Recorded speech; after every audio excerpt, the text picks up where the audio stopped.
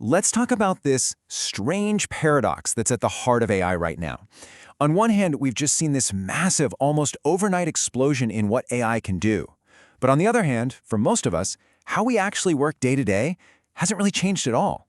This huge gap, this chasm between what's possible and what we're actually doing, that's what we're calling the Great AI Overhang. And we're going to break it all down. And you don't have to take my word for it. Just listen to this. It's a wild admission from Sam Altman, the CEO of OpenAI. I mean, this is the guy with access to literally the most powerful AI tools on the planet. His own company's data shows AI is already outperforming human experts. And even he admits he's not fully using it in his own workflow. If that doesn't perfectly capture this paradox, I don't know what does. So, that's the big question, isn't it? Why does this huge capability overhang even exist? And maybe more importantly, what does it tell us about the new skills, the new ways of thinking that we're all going to need to survive and really thrive in the next year? You know, what happened wasn't just one single breakthrough. The experts are calling it a phase transition. Think of it like water that's been getting colder and colder, and then suddenly, bam, it just turns to ice. It was this convergence of new models, new patterns, all hitting a critical point at the exact same time. It felt sudden, but it was building for a while. And when I say a short amount of time, I mean it. In the span of just 6 days late last year, the entire landscape just flipped. We got Google's Gemini 3 Pro, OpenAI's GPT 5.1, and Anthropic's Claude Opus 4.5. And these weren't just small updates. They were all built for a totally new way of working. And that new way of working is what we're calling sustained autonomous work. Just imagine an AI that can keep working on a complex problem for hours, maybe even days, without you having to constantly check in. These new models have things like effort parameters, where you can tell it to think harder about a problem, and context compaction, which is a clever trick to make sure it never forgets what the main goal is, even on a really long project. This is a fundamental change in what AI is. But here's the thing, having more powerful models was only half the equation. The real unlock, the thing that changed the game, came from a few new workflows, these patterns, that showed people how to actually use all this new power. And man, did they spread like wildfire. Okay, so the first one was called Ralph, named after the Simpsons character, which is hilarious. It's such a simple but brilliant idea. A developer named Jeffrey Huntley was getting so frustrated with AI agents that would just stop and ask for permission all the time, so he wrote this little script that basically puts the AI in a relentless loop. It tries to do the task, it fails, and it just automatically tries again, over and over until the job is done. So simple, but absolutely revolutionary. So you had these two approaches pop up. On one side, you have Ralph, super minimalist, just a simple script. And on the other, you have Gastown from Steve Yegge, which is this incredibly complex system that manages dozens of AIs working together. But even though they're totally different, they both pointed to the exact same profound shift. Our job isn't to be the coder anymore, it's to be the conductor. The bottleneck isn't writing code, it's managing these intelligent agents. And this just shows you the insane speed of all this. These patterns, Ralph and Gastown, they were revolutionary, and then they were basically obsolete within a few weeks. Why?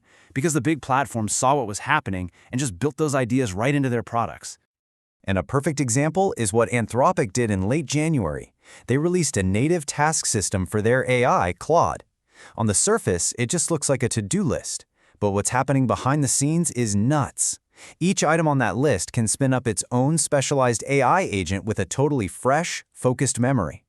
The system automatically figures out how they all work together.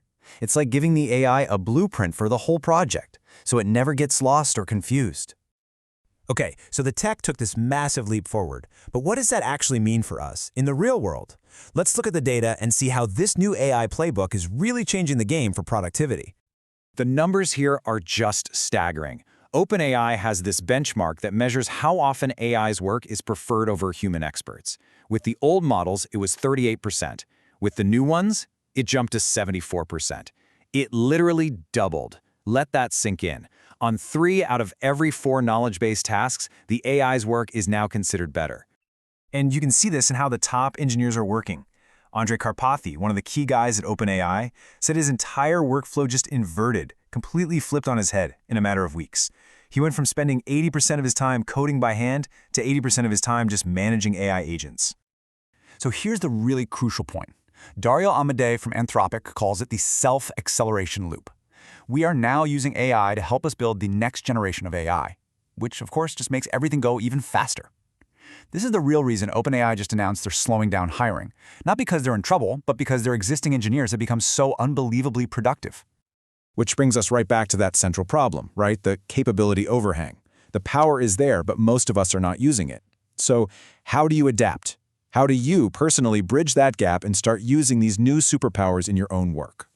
Let's just be super clear about what this means. The capability overhang is that gap between what's possible and what's actually being done. A person who uses AI to, answer simple questions is living in a completely different technical reality than someone who's running these autonomous agent loops overnight. They might be using the same tool, but they're playing a completely different game. So what's the new skill set look like? First, it's a huge mindset shift. You have to start assigning tasks, not just asking questions. You have to think in clear specifications. Second, you have to get comfortable with imperfection.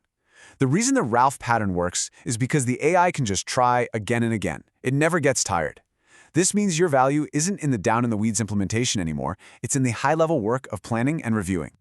And the next level of skills is all about scale. Start thinking in parallel. How can you use multiple AI agents at once? Your new bottleneck isn't how fast you can code, it's how well you can coordinate. And let these things run around the clock. You can get a whole day's work done while you're sleeping. But honestly, the most important skill is this. You have to actually try it. The biggest thing holding people back is that their idea of what AI can do is based on models that are already ancient history. Designer Maggie Appleton just nails this shift. She said, when agents write the code, design becomes a bottleneck. As AI takes over more of the implementation, our focus has to move up a level to the really hard strategic problems: architecture, user experience, product vision. The stuff that's uniquely human. All right, so let's zoom out one last time.